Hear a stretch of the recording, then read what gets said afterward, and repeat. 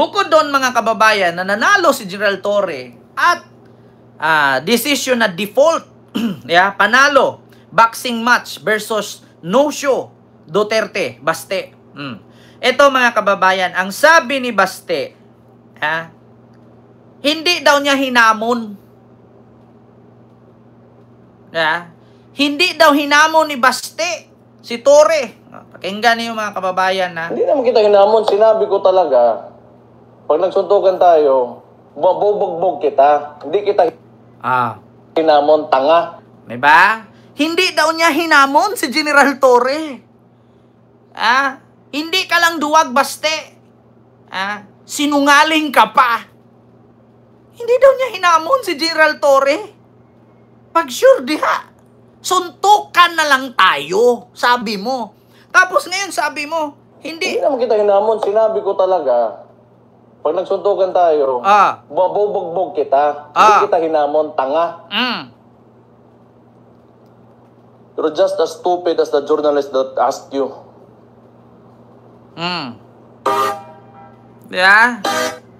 Kung hindi ba naman tanga, hindi daw niya hinamon si General Torre. Ikaw nga nagsabing suntukan na lang tayo, putang ina, Baste. Hindi gawain ng totoong lalaki yan, putang ina mo. Diyos mio, Marimar.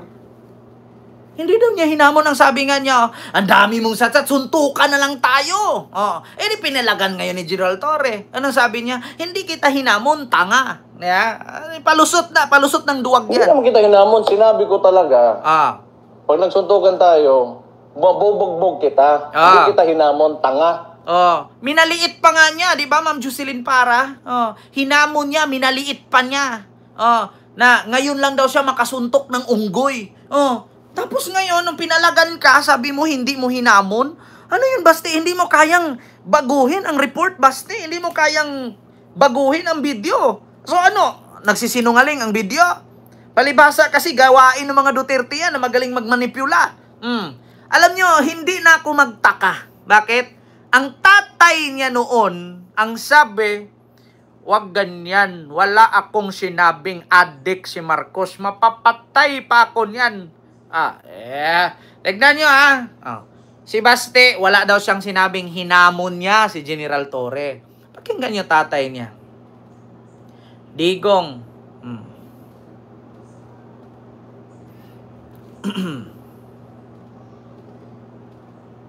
Ito para makita ninyo mga kababayan. Wala akong sinabi na ganun. Si Bongbong Marcos bangag noon. Ngayong presidente na, bangag natin ang presidente. Ma'am, you have to, even if you kill me 1,000 times, wala akong sinabi na. Taking a drug. Pero kung sabihin mo, addict, wala akong sinabi na ganun. May drug addict tayo na presidente. If I can say it for to Marcos, I can say it for all. Ayaw inawa kay antibiotic na to, kay aspirin. They're all drugs. Just to mean that you. Pero wala akong sinabi na pagpatayin ako ni Marcos yan. Takot pa naman ako mamatay ng tanda na ako. Si Bongbong Marcos bangag noon. Ngayong presidente na, bangag natin ang presidente. May drug addict tayo na presidente. Kita nyo? Pagkatapos mong sabihin may drug addict tayong presidente na bangag, nagkukukin, nagsasyabo, sabihin mo wala kang sinabi. Wag na kayo magtaka, mga kababayan. Bakit? Kung ano yung lumabas sa bunganga ni Digong, ganun talaga ang lalabas sa bunganga ng mga anak niya. Huwag kayong magalit sa akin, mga DDS. Kompletos recados dito. Kayang ibago yan. Hindi nyo kayang burahin yan kasi millions of thousands of libos ang nag-post niyan. So, huwag nyo sabihin AI na naman yan. Hindi pa usong AI. Hindi pa senador si Batong pangalawa niyan. Hindi pa nanalo si Bato niyan. Wala pang AI at the time. Ito pa, oh. Wala akong sinabi na ganun. Mama, you have to, even if you kill me 1,000 times. Yeah, wala akong sinabing ganyan. So, ito. Ano to? Balik natin. You're just as stupid as the journalist that asked you. Sinisipa niya yung journalist. Yeah. Hindi naman kita hinamon. Sinabi ko talaga, pag nagsuntukan tayo, mabubugbog kita. Hindi kita hinamon, tanga. You're just as stupid as the journalist that asked you.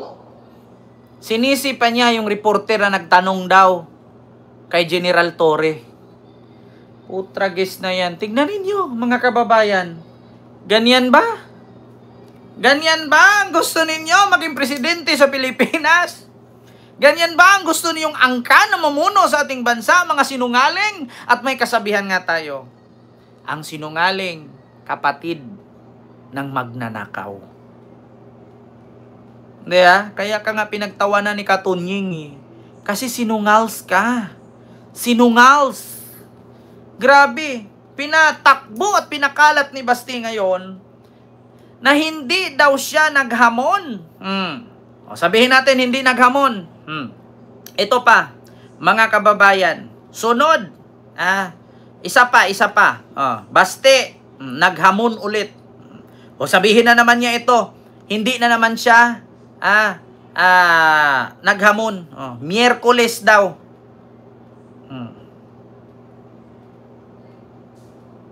Naghamon ulit ng boxing, Miyerkules. Gusto mo harasin mo lang ako.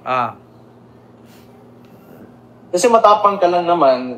Gusto mo, puntahan kita, walang kamera, suntukan tayo, walang gloves. Bakit ba kailangan mo ng masyado ka mang masubis? Gusto mo, puntahan kita, walang kamera, suntukan tayo, walang gloves. Bakit ba kailangan mo ng masyado ka mang masubis? Sagot. Well, hindi naman sa patol, There was a challenge made and I just saw an opportunity. Siyempre, pulis yung hinamon mo. Kung hindi ka papatulan ngayon ni General Torre, anong sasabihin mo? Duwag si General Torre. Ngayon pinatulan ka, ang sabihin mo, masyubis.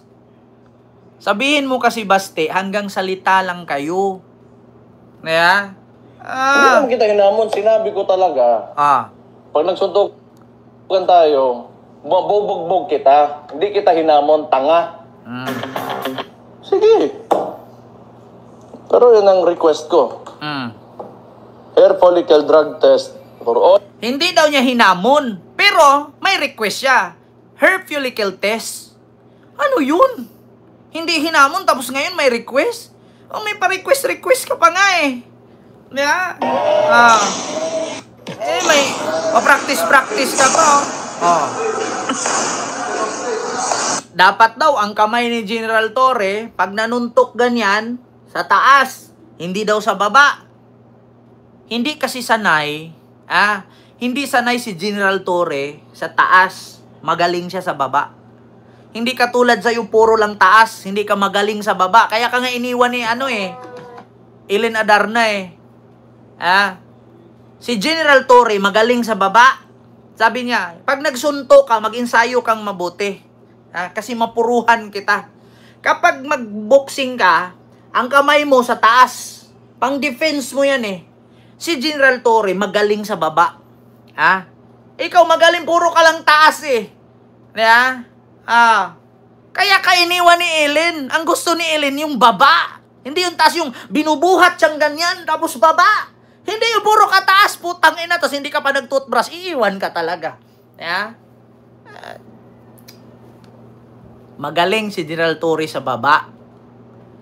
Tuturuan mo pa taas-taas, hindi ka nga sumipot.